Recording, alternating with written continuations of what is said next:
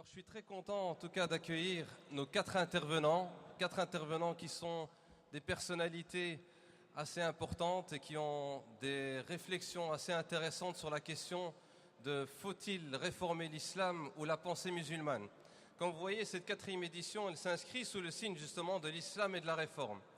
Et notre débat, notre thématique, elle va tourner autour de ça, essayer d'avoir un petit peu des points de vue de nos différents intervenants. J'accueille ici à ma droite Ghaleb Benchir, que vous connaissez probablement, qui anime une émission sur France 2 Islam les dimanches matins. Il est également de formation scientifique et philosophique. Son père était également recteur de la Grande Mosquée de Paris et il préside actuellement la conférence mondiale pour la paix entre les religions.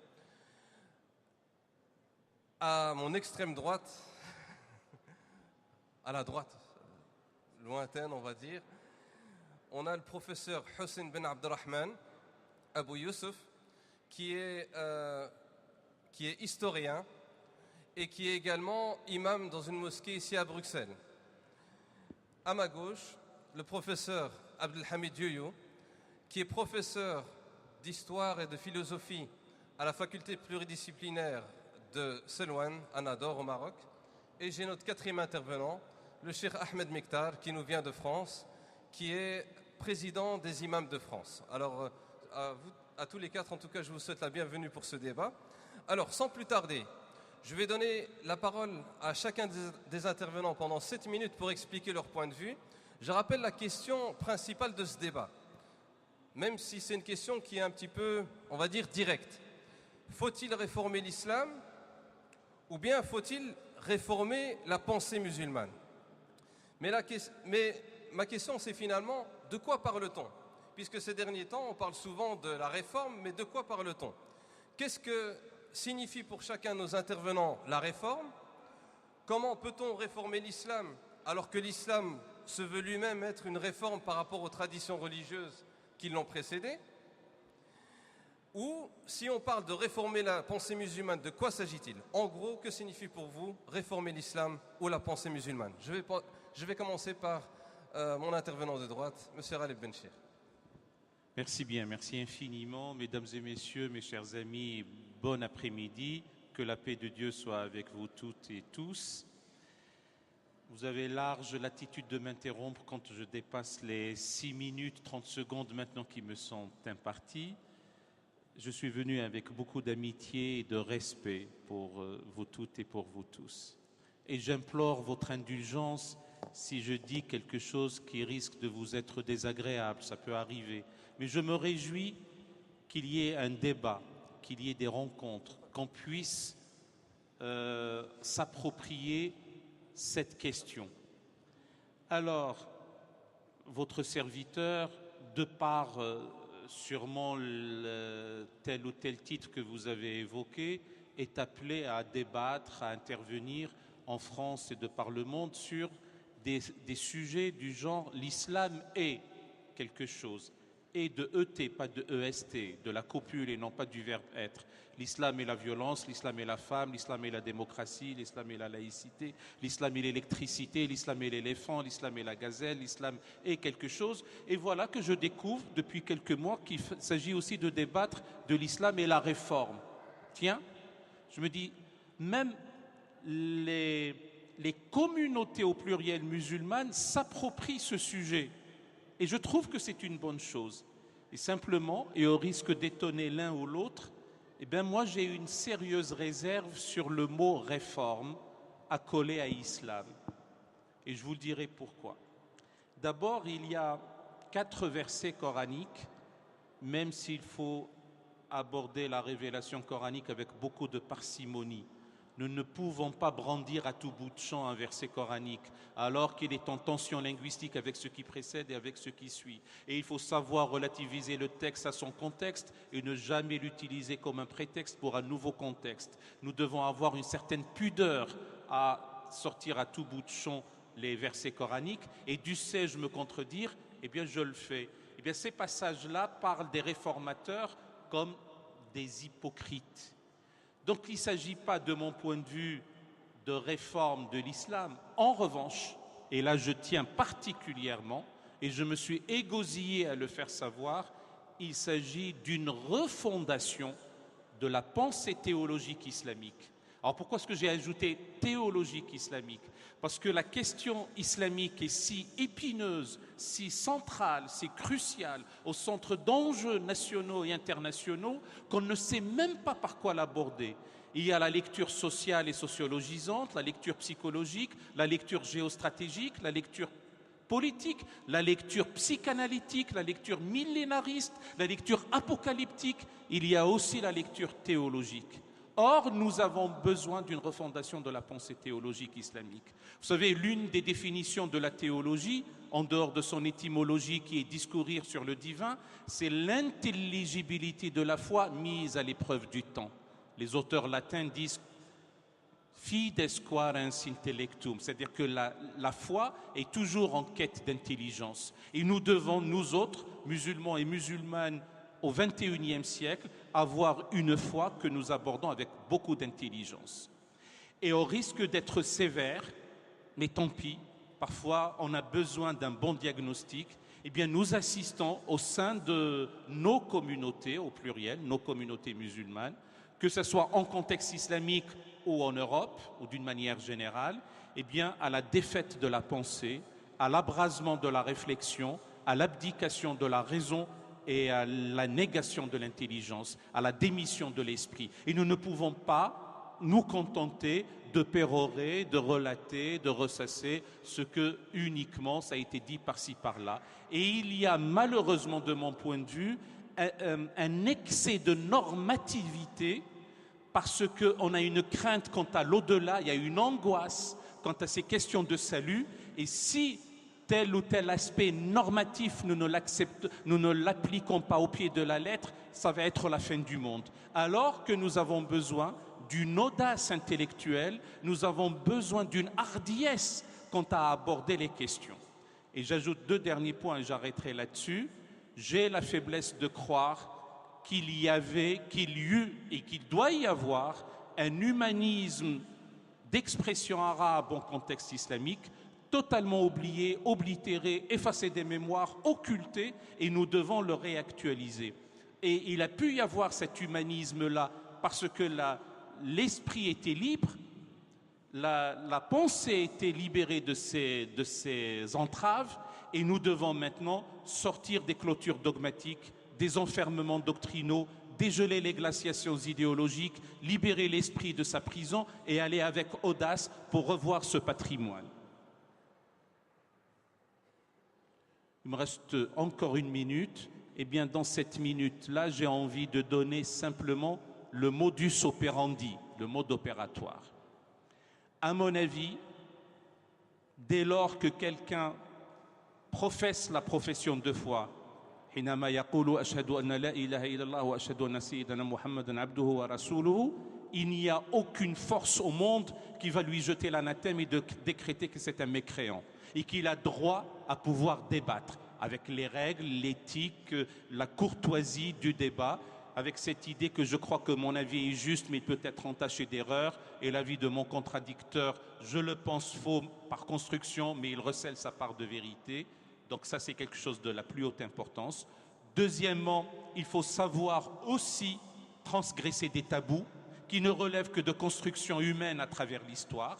Troisièmement, il faut savoir déplacer les préoccupations de nos chercheurs. Au lieu d'asseoir coûte que coûte la croyance, il faut établir les assises de la connaissance. Et dernier point, dépasser les problématiques actuelles vers une nouvelle raison émergente qui sache allier à la fois les ressources inventives de la technoscience, de la nanotechnologie, de l'intelligence artificielle et de l'invariant besoin de transcendance et de la soif inextinguible de spiritualité. Un grand merci à vous. Je vais céder la parole donc à Hussein Ben Abdelrahman, Abou Youssouf, pour répondre à cette question. Bismillahirrahmanirrahim, salatu salam ala rasulillah sallam. Je remercie les frères pour cette invitation. Et à mon avis, et en toute clarté, la réponse est oui, c'est l'islam qui a besoin de réformes. Ce n'est pas seulement la pensée islamique. L'islam est une religion basée sur la réforme. Quand je vois le prophète Mohammed sallam dire aux musulmans qu'à l'aube de chaque siècle, Allah envoie à cette communauté quelqu'un qui va réformer cette religion. Cette réforme, c'est quoi? C'est mettre les pendules à l'heure, c'est mettre l'islam à jour. L'islam suit l'évolution de l'humanité parce qu'il n'y a pas de révélation après le prophète Mohammed sallam. Il n'y a pas de révélation qui guide les gens, donc l'islam se réforme lui-même. Ces gens le réforment, ces grands ulama, ces grands penseurs, dont les avis font des réflexions et le font pour qu'ils s'habituent à l'évolution de l'humanité. Omar Ben Abdelaziz, à la veille de ses 100 ans, a fait, comme il a fait Omar Ben Khattab dès le début, des réflexions pour cette évolution. L'islam et la gouvernance. Personne n'ose dire qu'Omar Ben Khattab a eu une réflexion avant sa mort sur le mode de gouvernance chez les musulmans, sur la califate, sur quoi tire celui qui a le pouvoir dans l'islam sa légitimité. Est-ce qu'il attire seulement que les musulmans? Est-ce qu'il attire du prophète sallam? Est-ce qu'il attire de l'adhérence du peuple, de l'adhérence des musulmans? Omar Ben Abdelaziz a fait aussi une grande réflexion quand il a demandé aux musulmans et aux grands savants d'écrire les hadiths. Il a mis les pendules à l'heure concernant la législation. Parce que si les ulama meurent et le hadith ne sera pas écrit, il y aura un grand problème à débattre dans 2 ou 3 siècles. L'imam Shafi'i, 100 ans après, a fait une grande réflexion, une grande réforme quand il a construit ce qu'on appelle les fondements, les usul al-fiqh. Sinon, la fatwa sera quelque chose, quelqu'un ou n'importe qui peut dire n'importe quoi. Quand l'imam Shafi'i a fait usul al-fiqh, il a cadré la fatwa. Il a cadré les musulmans qui doivent donner, qui doivent émettre, qui doivent faire des leçons dans ce domaine-là. Si nous allons loin, nous trouvons une personne telle que l'imam Abu Hamid al-Ghazali, le grand soufi. Il a fait une réforme concernant ce problème d'éducation spirituelle. Comment le musulman doit rénover sa relation interne entre lui et Allah. Le livre de Ihya Ulumuddin, c'était une phase pour pousser le musulman à refaire cette éducation spirituelle. C'était une forme de réforme dans ce domaine de relation entre le musulman et Allah tabaraka wa ta'ala. Si nous prenons tout après Ibn al-Qayyim al-Juziyya, quand il a formulé ce que j'appelle honnêtement les principes de la charia, en disant dans son livre I'lam al-Muwaqqi'in que la charia elle est basée sur 3 choses. C'est une justice tout entière, c'est une miséricorde tout entière, c'est une sagesse tout entière. Qui sort de la miséricorde n'est pas de la charia. Vous donnez-lui ce que vous pouvez donner et n'est pas de la charia. Qui sort de la sagesse aussi n'est pas de la charia. Qui sort de la justice à l'injustice ne fait pas partie de la charia.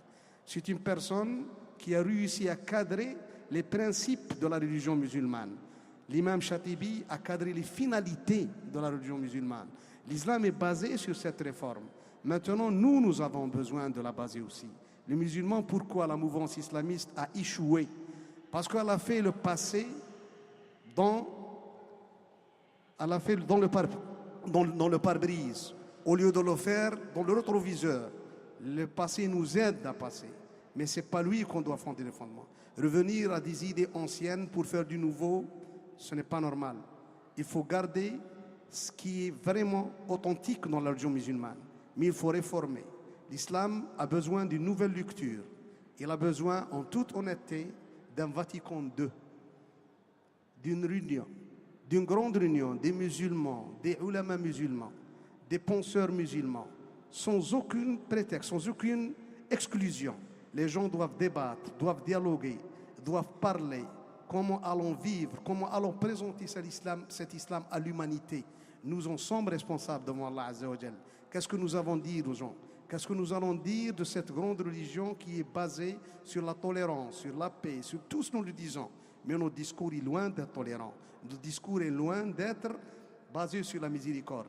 Il y a beaucoup de choses à faire, il y a beaucoup de choses à construire. C'est pour ça qu'il faut réformer, il faut appeler les musulmans à assumer beaucoup de choses dans leur vie. Je pense à cette question souvent et j'essaie de trouver des réponses adéquates pour dire aux gens que l'islam a besoin d'une nouvelle lecture et d'une nouvelle vraiment promotion pour que les êtres humains puissent rentrer dans l'islam. Si l'islam est resté chez les Arabes sans apostasie, c'est grâce à la justice de Omar al-Khattab. Si les musulmans non arabes ont pu rester musulmans jusqu'à présent, c'est grâce à la baraka et la justice de Omar ibn Abdelaziz. Il faut bien étudier ces deux personnes et qu'est-ce qu'ils ont innové dans le domaine de l'islam. Wallahu a'lam. Barakallahu fik, un grand merci. Je donne la parole à chacun. Ahmed Mektar.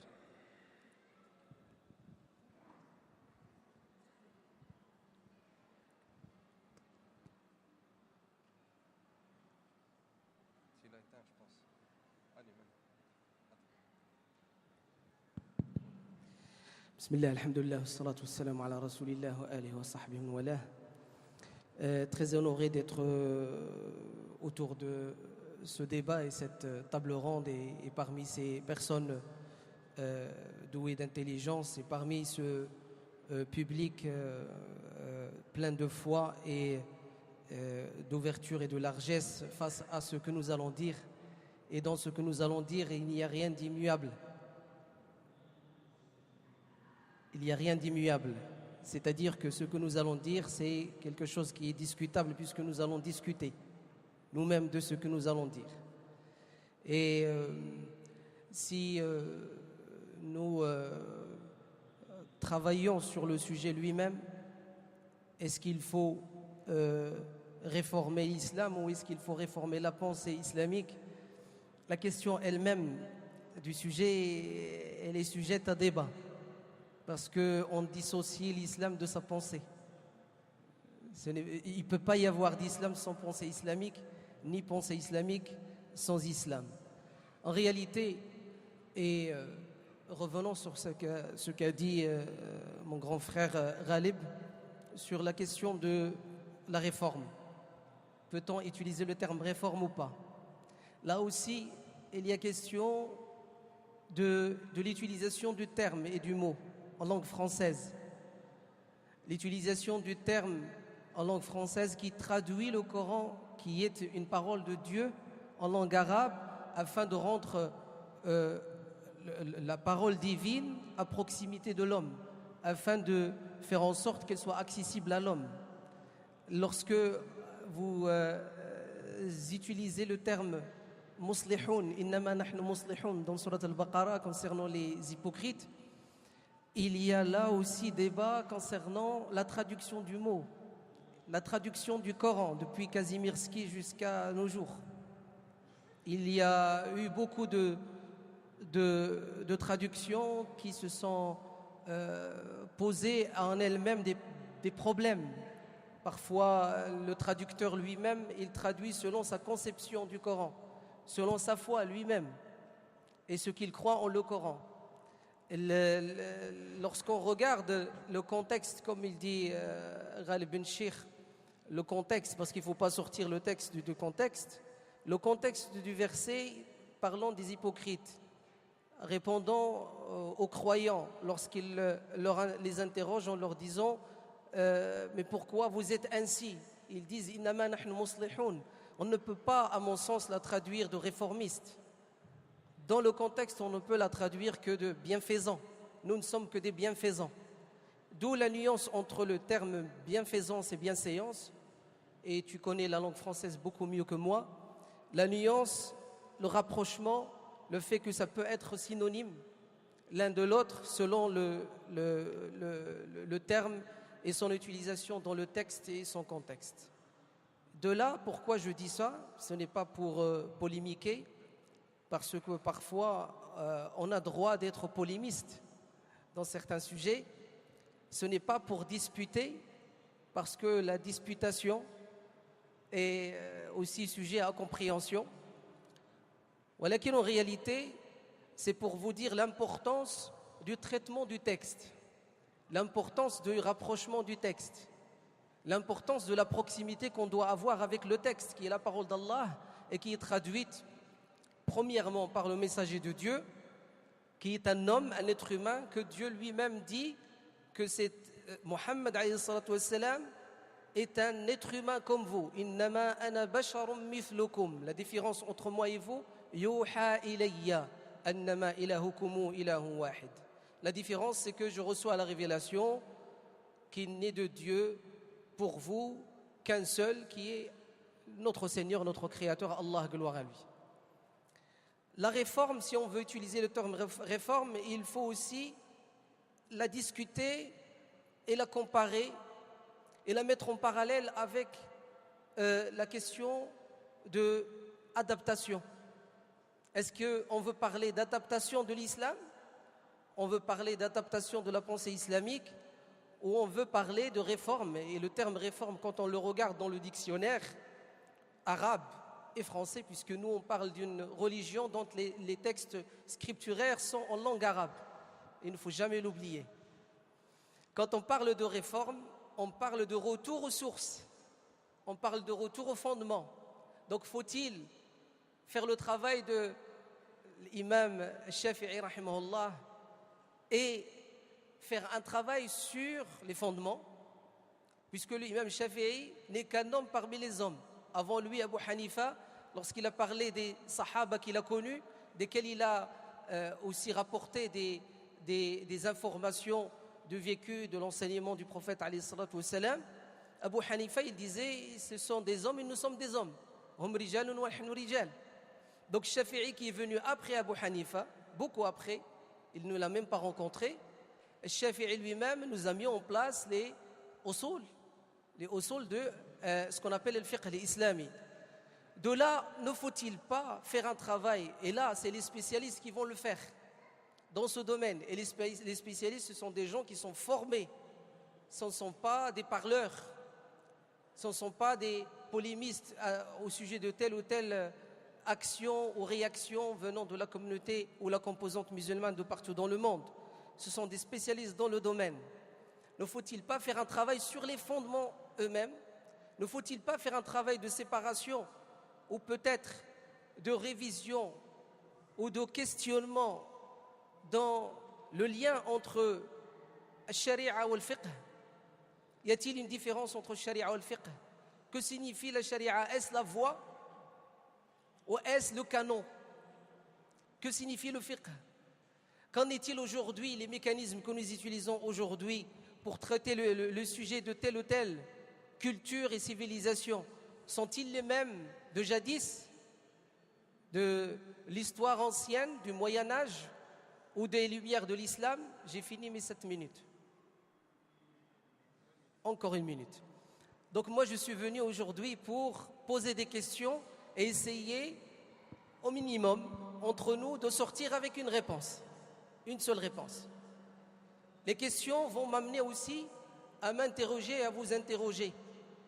Quand on parle d'islam d'Occident, quand on parle d'islam de France, d'islam de Belgique, est-ce qu'on parle des musulmans ou de l'islam en lui-même? Et qu'est-ce que l'islam, si ce n'est les musulmans qui le pratiquent, si ce n'est les musulmans qui ont lecture de ces textes scripturaires? Qu'est-ce que c'est l'islam si ce n'est les musulmans qui, entre guillemets, le représentent, qui s'accaparent l'identité de ce qui c'est qu'islamique? Alors aujourd'hui, qu'en est-il de notre islamité? Si on parle aujourd'hui des réformes, de revoir, de réviser, de reprendre, de re-questionner, de revivifier, comme a dit l'imam al-Ghazali, Ihya Ulumuddin. Qu'en est-il aujourd'hui de nos spécialistes concernant ces sujets-là?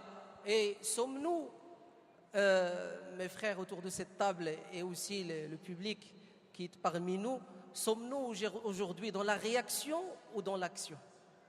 Un grand merci. Barakallahu fik. Maintenant, Abdelhamid Yoyo, Inch'Allah, pour répondre aussi à cette question. Faut-il réformer l'islam ou la pensée musulmane? Bismillah ar-Rahman ar-Rahim. Alhamdulillah Rabbil Alamin. Wa salatu wa salam ala ashrafil mursalin. Je remercie d'abord les organisateurs de ce colloque, de cette rencontre, de nous avoir invités à assister et intervenir sur cette thématique concernant l'islam et les réformes. Je crois qu'il faut tout d'abord déterminer et définir ce qu'on entend par réformer, pour qu'il n'y ait pas d'amalgame au niveau du sens et au niveau de ce qu'on entend par ce mot-là. Quand je me réfère au Coran, par exemple, et à la langue arabe, on trouve que dans le Coran, il y a 179 versets qui parlent de l'islah. Il y a 2 verbes employés, un verbe intransitif et un verbe transitif. Salaha et aslaha. Ce qui fait pour l'agent, acteur, as-salih et le muslih. Ce qui veut dire, je me réforme. C'est-à-dire, il y a une réforme de l'être, au sens, si vous voulez, existentiel et au sens sociologique. Il y a aussi réformer la société, sur tous les niveaux. Mais il n'a jamais été question de réformer la religion. Le Coran a son propre point de vue philosophique de l'histoire. L'islah, d'après le Coran, c'était la tâche primordiale, indispensable, nécessaire de chaque musulman et en tête les prophètes. In uridu illa al-islaha mastata'at. Ça veut dire je ne veux que réformer autant que je puis, autant que faire se peut. Ce que je veux dire par là, c'est que réformer, la réforme étant la tâche primordiale de chaque musulman. Les synonymes de mot réformer, on peut dire c'est changer. Réformer, l'objectif c'est changer. Réformer, on peut dire c'est renouveler, c'est moderniser. Réformer, c'est aussi aller au-delà de l'état actuel des choses. Étymologiquement, en arabe, dans la langue arabe, réformer veut dire agir en bien, aller toujours vers le bien. Cela dit, qu'est-ce que réformer la religion? La religion est la parole de Dieu. Le Coran est la parole de Dieu. Est-ce que réformer la parole peut se faire? Réformer le sens, autrement dit, interpréter la parole de Dieu. Là, on est d'accord. Là, on est dans l'histoire. Et encore, on est dans l'histoire avec un H minuscule. Parce que l'histoire avec un H majuscule, c'est l'histoire de la révélation qui commence de Adam alayhi salam jusqu'au prophète sallallahu alayhi wa sallam. Il y a une interférence entre l'histoire avec un grand H et l'histoire avec un petit H. Les réformateurs, du moment qu'ils correspondent à la tâche divine de changer, de réformer, de moderniser, de rénover, ils sont de bons réformateurs qui vont vers le bien et qui agissent pour le bien de l'humanité. Et nous avons, à travers l'histoire, non seulement des individus, mais aussi des mouvements. On a toujours pensé, en interprétant le verset qui a été dit tout à l'heure par Cheikh Issam al-Bashir et par notre ami Hussein Abdelrahman à propos du hadith, Allah subhanahu wa ta'ala envoie à cette umma, à la tête ou à la fin de chaque siècle, un réformateur. Ce n'est pas une seule personne. يبعث الله على رأس هذه الأمة على رأس كل 100 عام لهذه الأمة من يجدد. من, ce n'est pas une seule personne, ça peut être plusieurs personnes. Ça peut être un mouvement, un groupe de personnes qui sont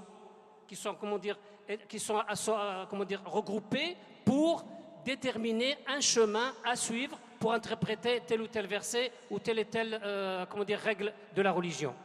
Cela dit, les grands réformateurs, ils n'ont pas laissé la pensée libre concernant la religion. Ils ont toujours déterminé des lois, déterminé des règles. Même dans la pensée occidentale. La pensée occidentale, ce n'est pas une pensée ouverte. L'œuvre, le récit, le texte, il n'est pas ouvert absolument. Il n'est pas ouvert sans limite. Même les linguistes, quand ils ont discuté la question de l'œuvre, comment l'interpréter, au départ, dans les années 50 et 60, on croyait que le texte était ouvert. D'ailleurs, Umberto Eco, quand elle a écrit l'œuvre ouverte, on croyait que c'était ouvert. Après, avec discussion de haut en bas, avec des philosophes français, allemands, américains, anglais, ils ont fini par dire qu'il y a des limites. Il n'y a pas de surinterprétation. Il y a des règles. D'ailleurs, même Descartes, pour vous donner un exemple très connu, même pour les lycéens, il a déterminé les règles de la pensée dans son discours de la méthode. Il y a toujours des règles à respecter. Al-Shafi'i était cartésien avant Descartes. D'autres ulama, d'autres réformateurs étaient des philosophes dans la civilisation islamique avant les philosophes qu'on va connaître en Europe des siècles après. Ce n'est pas pour vous dire que je suis un homme du passé, J'essaye de faire de mon passé, de le dépasser autant que je peux. Mais pour vous dire, pour la réalité historique, que réformer ne concerne pas la religion, mais concerne l'être humain.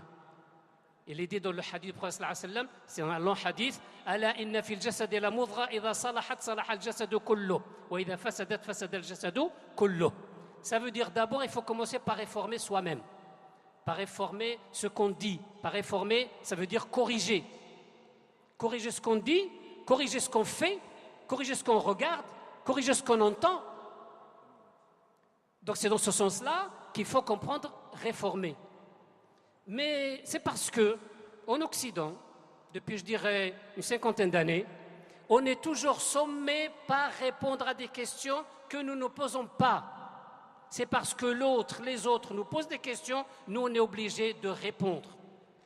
Et c'est dans ce sens-là, je crois que cette méthode, c'est une méthode réactive, alors qu'il faut qu'on ait à nous-mêmes notre propre méthode, une méthode active, par nos moyens, par nos capacités, à partir de notre histoire, de notre religion, de notre conception, de notre philosophie de l'histoire. Et là, je pense qu'il faut procéder, puisqu'on est en Europe, il faut procéder par une méthode comparative. Moi, j'aimerais bien qu'on parle des mouvements chez les chrétiens, des mouvements réformistes chez les chrétiens. Non seulement de Luther, mais d'autres. On peut même parler de la pensée réformiste chez les Juifs, par exemple. Chez Josias, chez Jason, chez d'autres. Des pères de l'Église aussi, comment ils ont pensé cette réforme. Les protestants, comment ils ont pensé cette réforme. On ne peut pas parler de la réforme en islam aujourd'hui, et je finis sur cette idée-là, on ne peut pas parler de la réforme en islam aujourd'hui sans faire justement l'histoire de ces réformes-là pour savoir où on est. Ce qu'on dit en arabe, quelle est notre situation, quelle est notre place dans cette humanité et face à cette humanité et avec cette humanité. Je m'arrête là parce que le temps qui m'est imparti prend fin. Je vous remercie. Un grand merci, Abdelhamid Yoyo. Alors, on va essayer d'approfondir un petit peu la question justement de la réforme. Une question que je pose de manière ouverte aux intervenants, si certains veulent prendre la parole par rapport à ça. Est-ce qu'il faut réformer le contenu de l'islam dans le sens d'avoir une compréhension de nos sources scripturaires que sont le Coran et la Sunna, qui prennent en considération la réalité et le contexte d'aujourd'hui? Donc, est-ce qu'il s'agit de réformer le contenu de l'islam en ayant une lecture de nos sources qui prend en considération la réalité et le contexte, ou bien s'agit-il de réformer la méthode, soit en utilisant de nouvelles sources, en explorant de nouveaux outils, en négligeant peut-être certaines sources scripturaires, ou bien je vais aller plus loin, peut-être même en balayant tout le patrimoine juridique que nous ont laissé les savants musulmans jusqu'à aujourd'hui. Donc faut-il réformer le contenu ou bien sa méthode? Qui veut prendre la parole?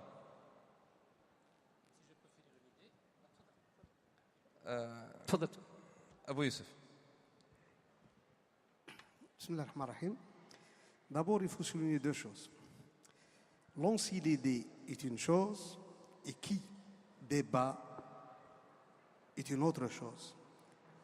Les personnes qui seront concernées pour faire cette évolution, ces réformes, bien sûr, ce ne sont pas des gens qui seront des ignorants.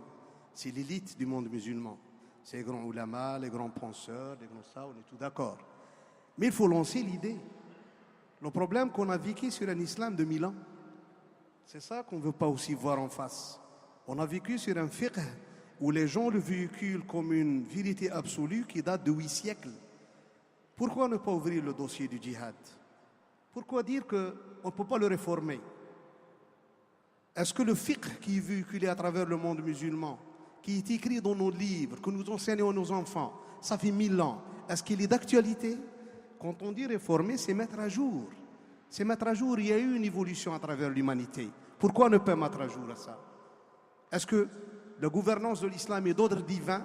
Pourquoi les gens vivent sur le calife, sur l'imama et tout ça? Pourquoi ne pas essayer de vivre avec l'évolution? Si l'humanité est arrivée, par exemple, à des monarchies constitutionnelles, à des républiques, pourquoi ne pas adopter cette législation, même dans le subconscient de tous les musulmans, que c'est ça, que les musulmans peuvent vivre avec ça?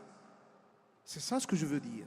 Par exemple, actuellement, je salue ce qui se passe au Maroc avec cette évolution des islamistes marocains, de la Nahda tunisienne, ce qui se passe en Turquie. J'aime que des ulamas, des gens penseurs, écrivent là-dessus, nous disent aussi que ça c'est bien.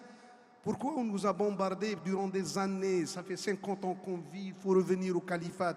Et quand on voit ce qu'on voit, on dit ah, ça c'est pas l'islam. Comment ça c'est pas l'islam? Ça fait 50 ans que les gens ne lisent que ça. Ne lisent que ça. Il y a des centaines de livres. Donc il faut, pourquoi ne pas ouvrir ce débat et dire qu'il faut réformer les droits de la femme. Ici en Europe, on parle. Non, c'est pas parce que les Occidentaux nous posent des questions, parce qu'il y a des filles de 8 ans, de 9 ans qui sont mariées de force. Est-ce que l'islam a autorisé ça? Est-ce que l'islam autorise, par exemple, quand le frère il dit réformer le fiqh, je le dis en arabe, est-ce que vous acceptez ça? Que vous mariez votre fille, que l'homme a droit à marier, le père a droit à marier sa fille, donc à l'âge de 12 ans, 13 ans, sans qu'il prenne son consentement, parce qu'il l'est. Et ça, c'est écrit noir sur blanc dans notre fiqh malikite. Ça, je le sais, je le connais, je le lis. Pourquoi ne pas réformer ça? Est-ce que ça, c'est Allah qui l'a dit? Est-ce que c'est le prophète qui l'a dit? Il faut revoir ça. Ce que Allah a dit, le prophète, nous l'accepterons. Mais les avis juridiques contextualisés dans leur temps restent dans leur temps. Pourquoi faire vivre des gens qui vivent ici ou qui vivent au Maroc ou en Indonésie ou en Égypte ou ailleurs avec des choses qui ne sont plus dans le contexte? C'est ça ce qu'il faut réformer, mon frère. C'est ça, il faut avoir le courage de le dire, de le dénoncer. Il faut être courageux. Les gens disent ce qu'ils disent. Si du moment qu'on fait ça pour notre religion, pour que l'islam soit toujours, véhicule toujours donc cette tolérance, véhicule toujours cette évolution d'humanité, on est prenable. Je m'excuse, donc merci. Abdelhamid Yoyo. Oui, je crois qu'on est tout à fait d'accord. Je veux dire, la culture, tout ce qui est produit sociologique, tout ce qui est produit culturel, tout ce qui est pensée humaine, je crois que personne ne dit qu'il faut regarder les choses figées, garder les choses, comment dire, telles qu'elles sont, comme si c'était une parole révélée, comme on dit. Rien n'est munazzal, rien n'est révélé si ce n'est que le Coran. Je pense que nos ulama, et personne n'est en désaccord là-dessus, tous nos ulama, plus ou moins, nous ont dit qu'il faut toujours critiquer, voir les choses avec un esprit critique et faire la part des choses et voir ce qui correspond à l'islam et ce qui ne correspond pas. Je pense qu'on a toujours parlé de la fatwa et de l'ijtihad, on a toujours dit que personne n'est sommé de garder telle ou telle fatwa qui date ne serait-ce que de 10 ans. Déjà dans les années 80, il y a eu pas mal de problèmes sur le plan technologique dans le domaine de la bioéthique. Et les ulama, ils ont dit leur avis là-dessus parce qu'on n'a pas d'avis auparavant. Donc, le fiqh, il évolue en fonction de l'évolution de l'humanité. Le fiqh en islam, quand on l'étudie profondément, c'est une révolution. Mais une révolution en ébullition. C'est une révolution aussi qui évolue et qui est toujours là, présente dans la société pour aller en parallèle avec les événements. Ce que je voulais dire tout à l'heure justement, c'est que l'islam est une chose, parce que c'est un canon. C'est quelque chose limité, de par les versets, de par les mots, de par les concepts, de par les notions. S'il y a quelque chose qu'il faut renouveler, qu'il faut rénover, c'est interpréter les mêmes mots. Prenez le mot sultan dans le Coran.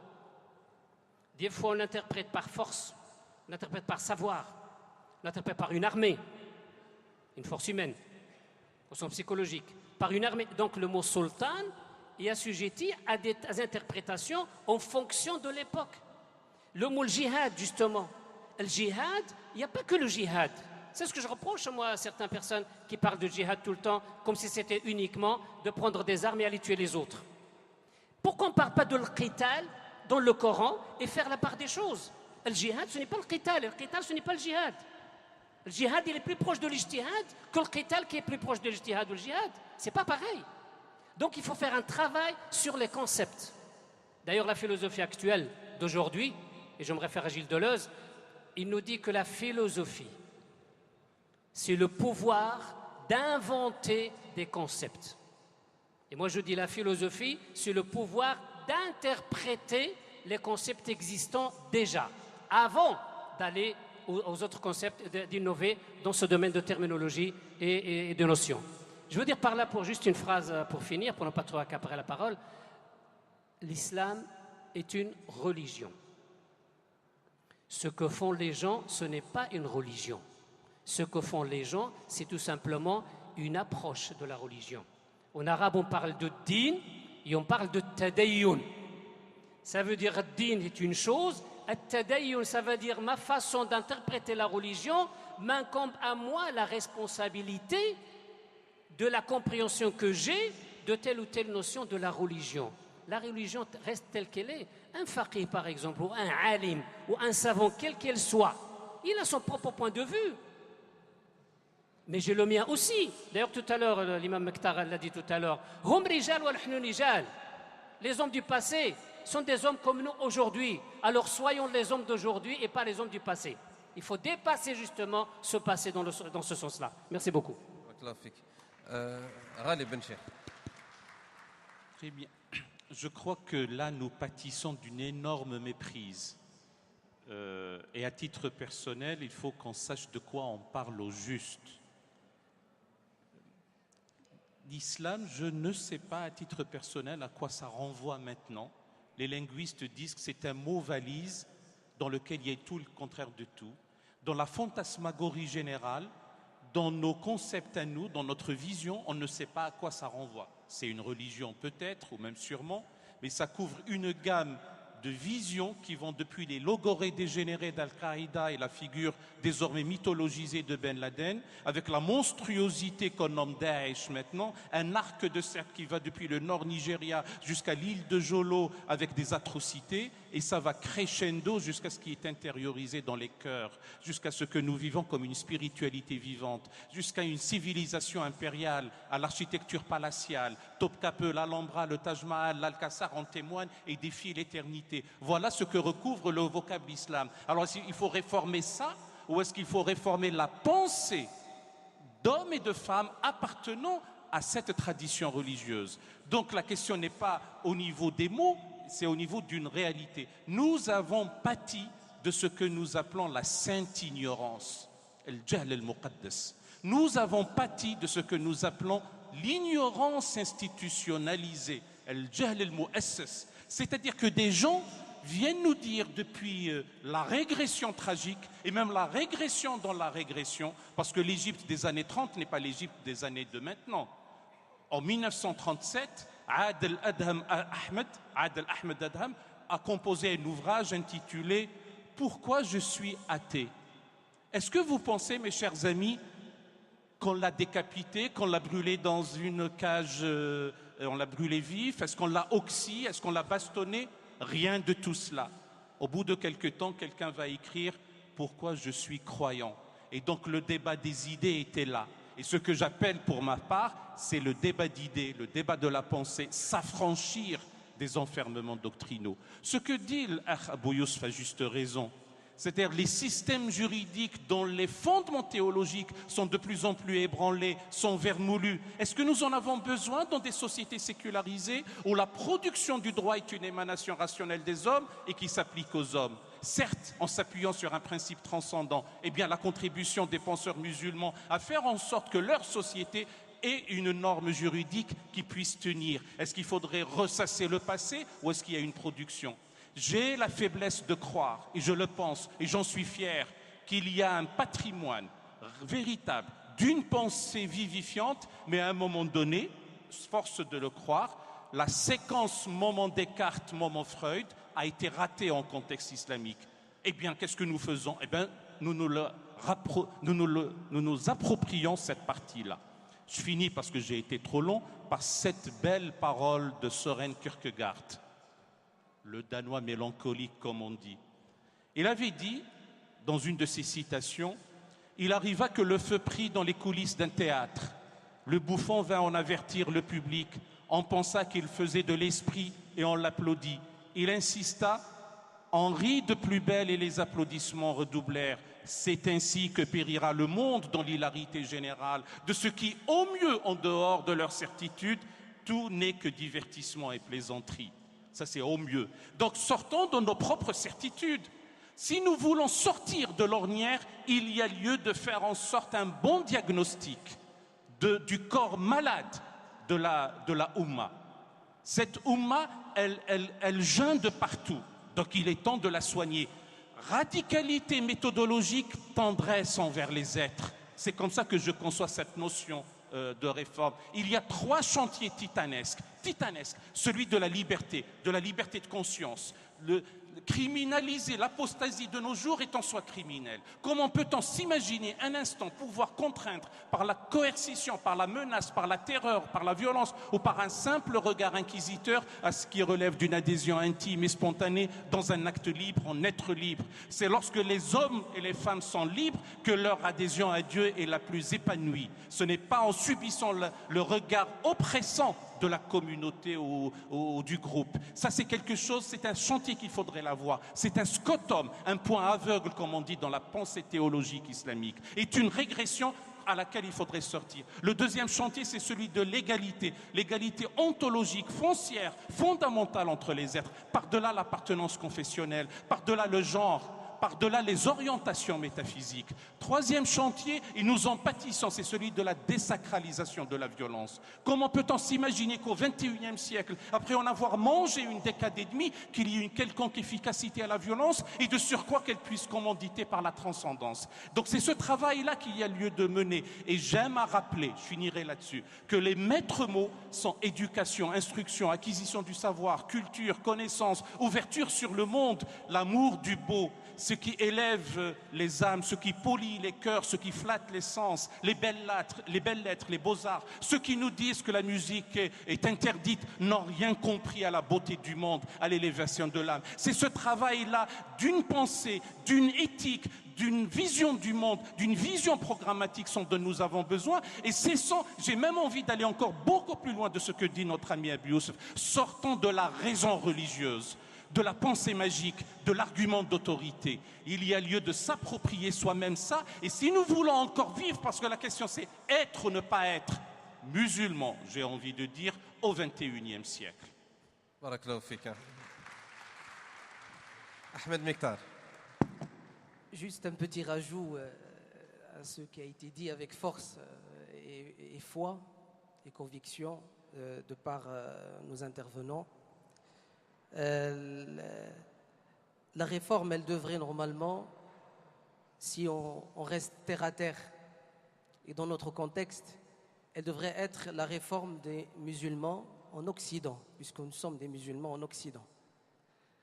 Est-ce que aujourd'hui, dans cette table ronde, j'ai effet sur les musulmans au monde? Pas du tout. Restons terre à terre, parlons de nous-mêmes, de ce que nous sommes. Ne mélangeons pas, à mon sens, les choses. Il y a ce qui relève de l'universel, du mondial, et il y a ce qui relève du contextuel. Nous avons une présence. La composante musulmane en Europe, en Belgique, en France, elle a connu une évolution.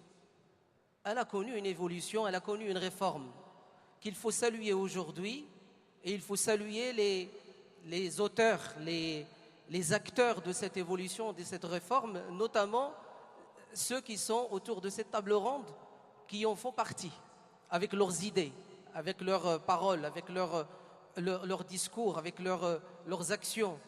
Mais restons encore, et je le redis, terre à terre. Les musulmans du quotidien, le musulman dans le marché, le musulman à l'école, l'élève scolarisé, la maman à qui on a empêché de faire des sorties scolaires avec son enfant parce qu'elle porte un foulard.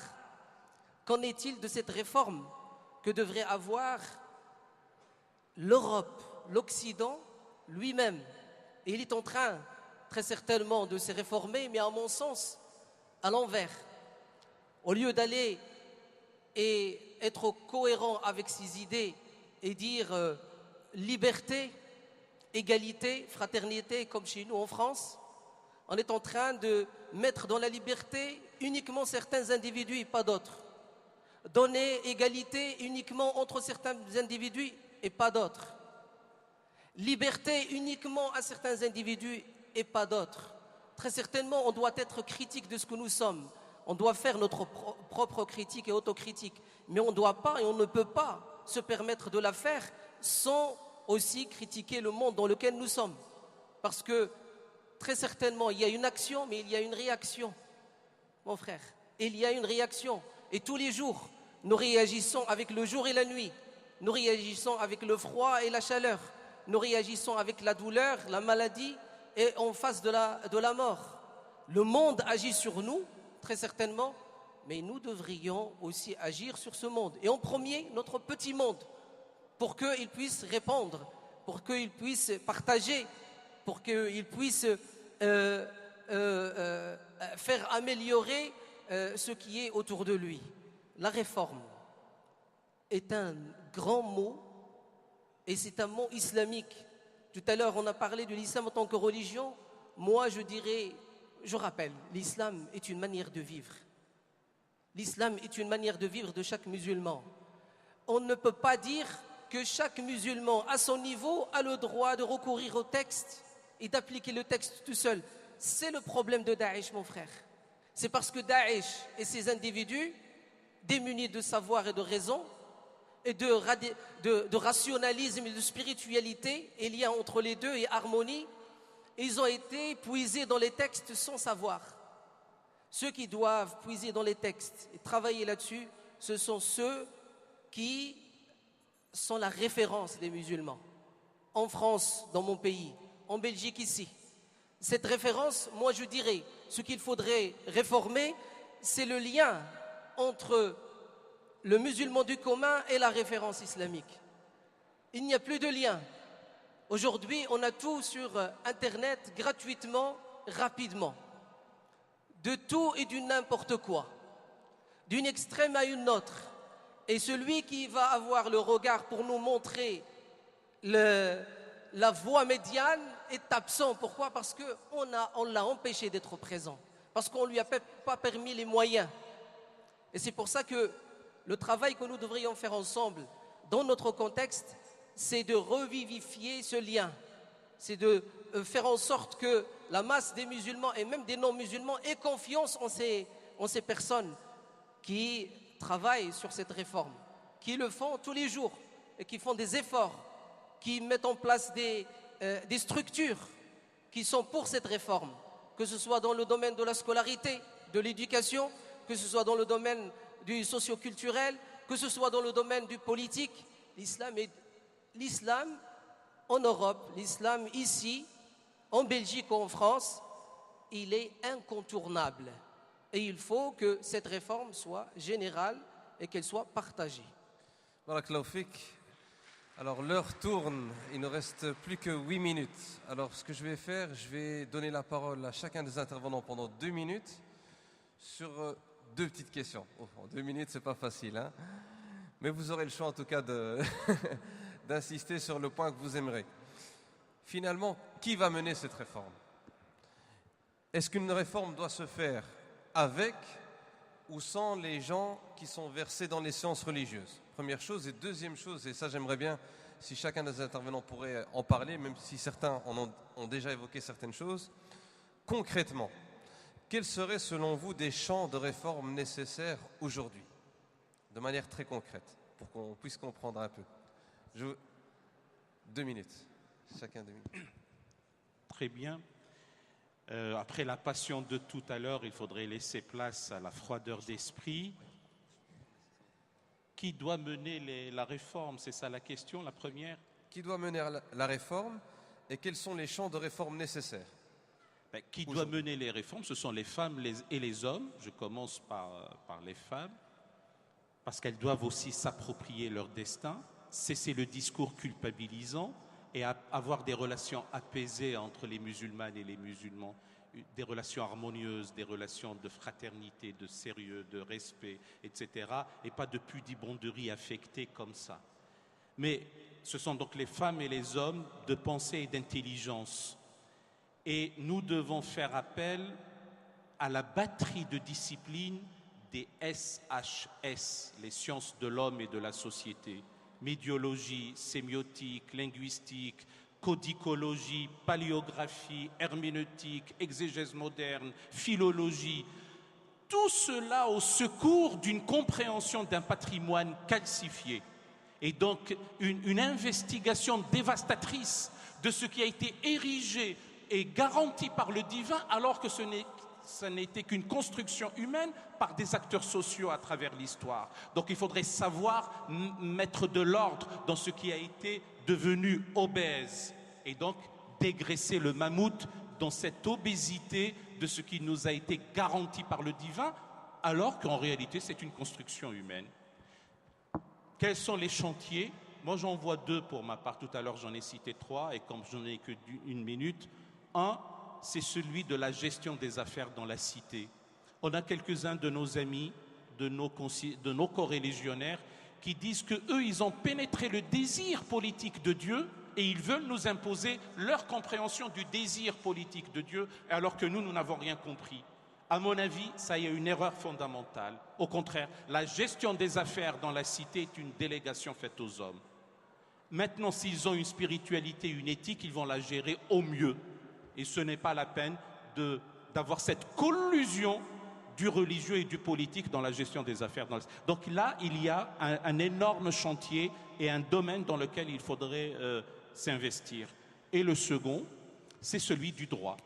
Du droit, est-ce que de nos jours, nous devons toujours arguer d'une charia dont on n'a même pas compris le concept et oublier qu'un Soleiman le Magnifique, on le dit le Magnifique en Europe, mais ailleurs on l'appelait Soleiman al-Qanouni. Ça sous-entend que sous Soleiman le Magnifique, il y avait une production d'un droit de type séculier. Eh bien nous sommes aussi capables d'avoir une production d'une norme juridique qui aille de pair avec ce que nous vivons à l'aise dans nos sociétés occidentales et une participation à la réflexion sur l'écologie, sur l'économie, sur l'éthique, sur la bioéthique, etc., à partir de nos référents spirituels et religieux. Un grand merci. Abou Youssef.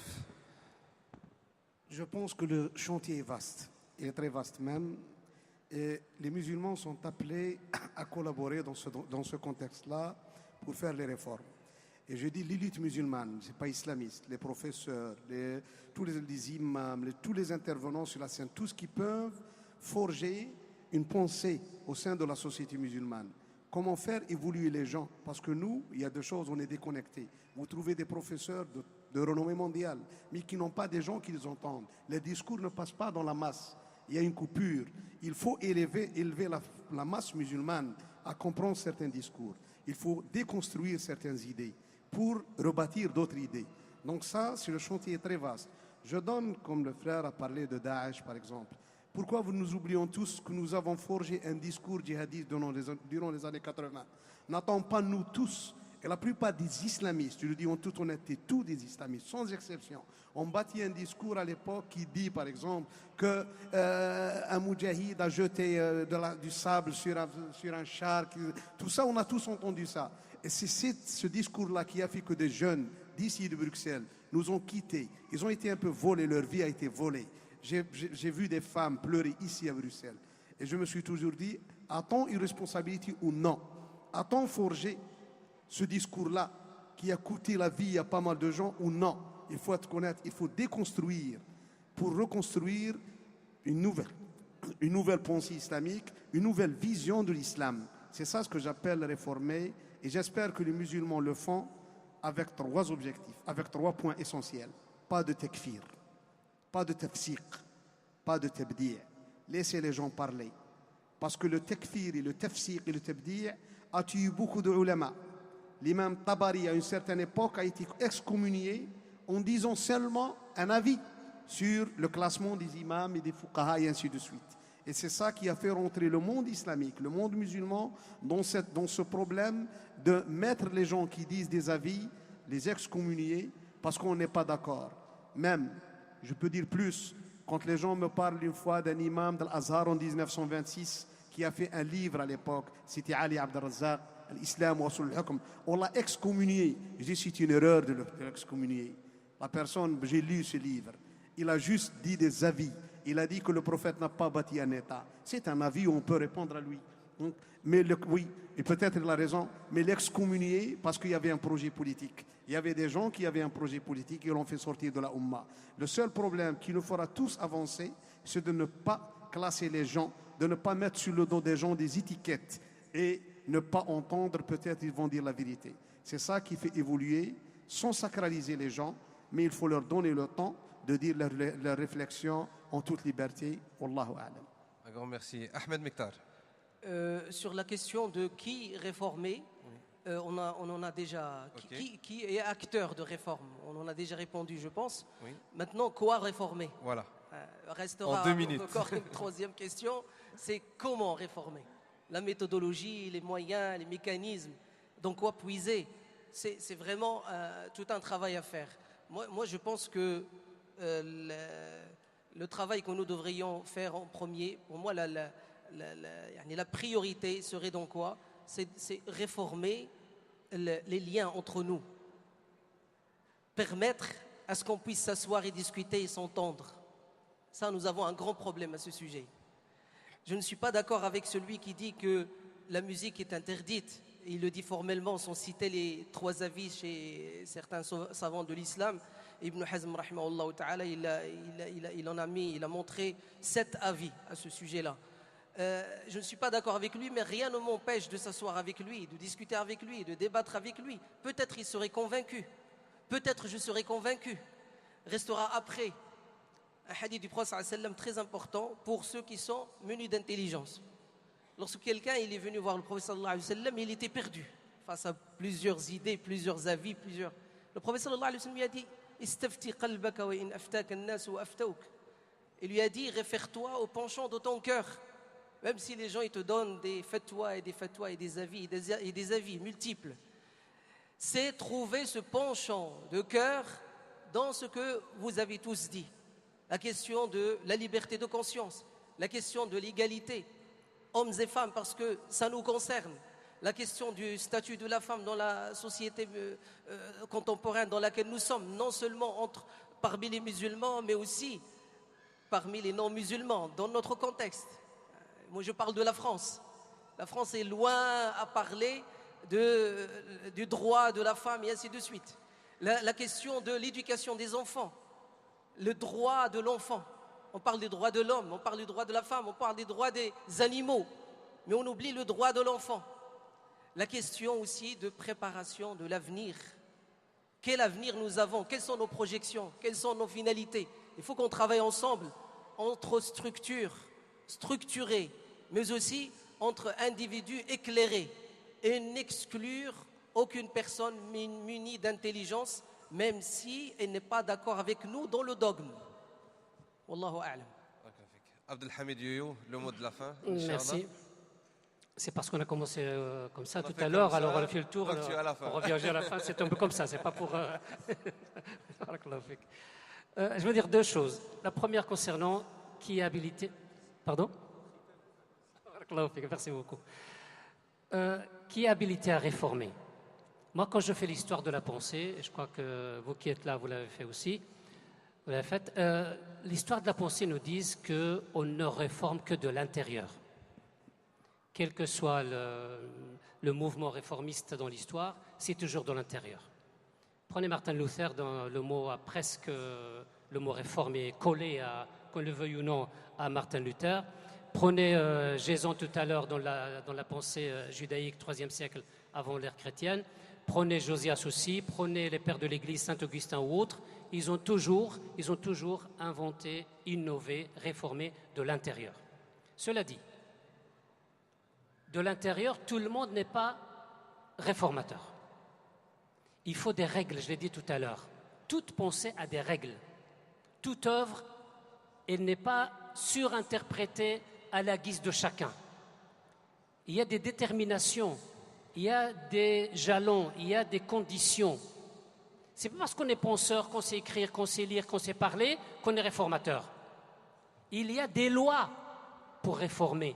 Ces lois, on peut les discuter, on peut en parler pour en inventer d'autres, mais il y a toujours des lois.